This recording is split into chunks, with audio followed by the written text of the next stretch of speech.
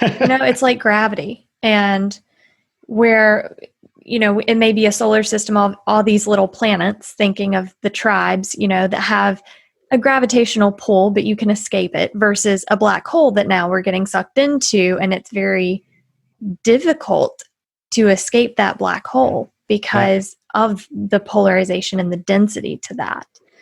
I like these little gravitational wells. And another important feature of this, if you want to play with this model a little bit, of these tribal bubbles, the more kind of intense they are, the more certain things are true about them. One of them is the idea that complexity is unstable within these bubbles.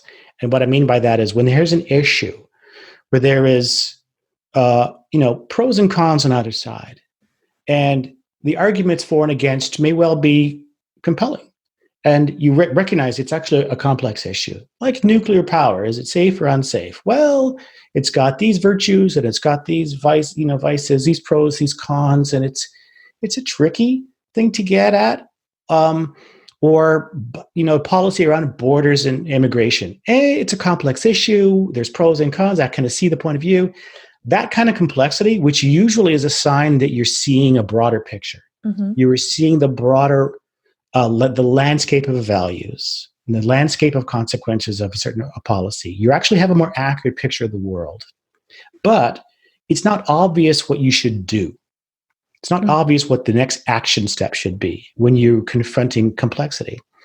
In those environments, that is an unstable situation to be in a polarized environment where the whole goal is to be action oriented. You want to do something.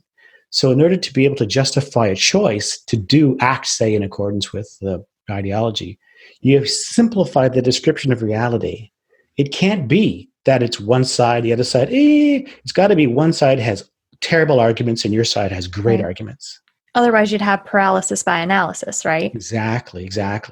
So this is an unstable, when I say complexity is unstable, which means in those bubbles, we go for simple analyses of our situation. And they are adaptive because they allow for action, uncomplicated, quick responses to things. We know what the next thing is to say and do. Right. But it is often unmoored from reality, or it's at the cost of totally misrepresenting the views of the opposition. That's the situation. I see it over and over. This description of even the best little bit of admitting the complexity of a social policy issue. If you're in an ideologically polarized tribe, that idea has to be squelched right away. It's got to be a strong pro or a strong con, nothing in between. Yeah. And all subtlety and all that stuff is marginalized, is pushed out.